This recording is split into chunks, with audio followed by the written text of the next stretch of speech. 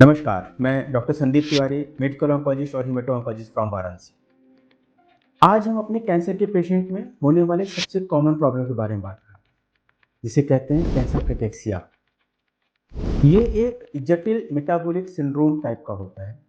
इसमें जो मरीज होता है, उनका वजन कम हो जाता है। इसके साथ साथ उनकी मांसपेशियां सिकुड़ जाती हैं। मांसपेशियों का जो वजन होता है, वो भी लॉस होने लगता है। ये किसकी वजह से होता है? ये मेनली हमारा बीमारी की वजह से होने वाले सूजन की वजह से।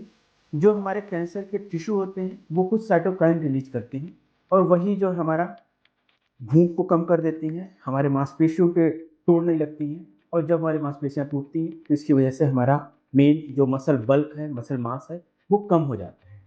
इसके साथ साथ जो हमारी मसल्स की प्रोटीन है, वो भी टूटती है और जो हमारी जो नई मांसपेशियां जो बनने का जो प्रोसेस होता है, वो भी कम हो जाता है।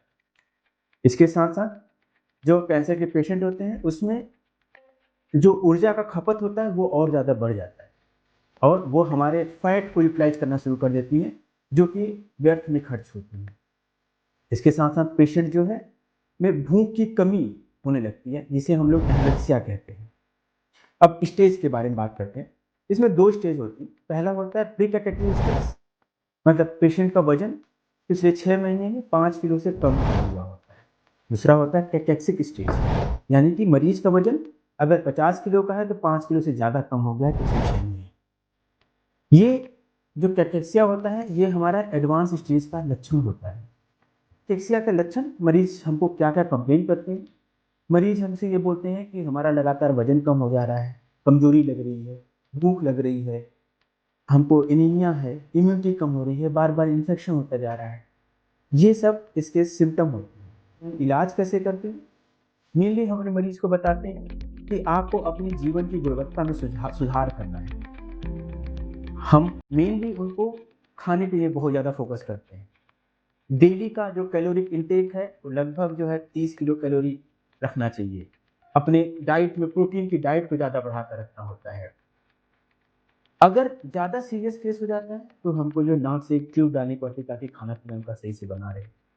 अगर पेशेंट बेड रिडन होता है, तो हमको फिर आईवी कुछ टीपीएन टाइप का चलाना पड़ता है, जिसे टोटल पेरेंटल न्यूट्रिशन जिसे कहते हैं। इसके साथ साथ अपने मरीज को regular exercise, continuous physical activity के लिए सलाह देते हैं। मेन एम ये रहता है कि मसल्स का जो लॉस है, वो कम रहे, जो पेशेंट की एक्टिविटी है वो बना रहे, पेशेंट का भूख बढ़ा रहे, और इसकी वजह से हमारा पेशेंट ट्रीटमेंट को और अच्छे से रिस्पॉन्ड करता है। अगर कोई कैंसर का मरीज है हमारा, उसका वजन कम होना शुरू हो गया है, अगर उसको कैटेक्सिया हो गया है, तो ये बहुत ही खराब साइन होता है। इसका मतलब ये होता है कि उसका खाना पीना बहुत गड़बड़ हो गया है। मेनली इससे बचने का एक ही तरीका है कि हम अच्छे से अपने डाइट को अच्छे से रखें, हम रेगुलर फिजिकल एक्टिविटी करते रहें, हम अपना व्यायाम करते रहें। यही है जो हमको इस कैटेक्सिया से बचा सकता है। धन्यवाद।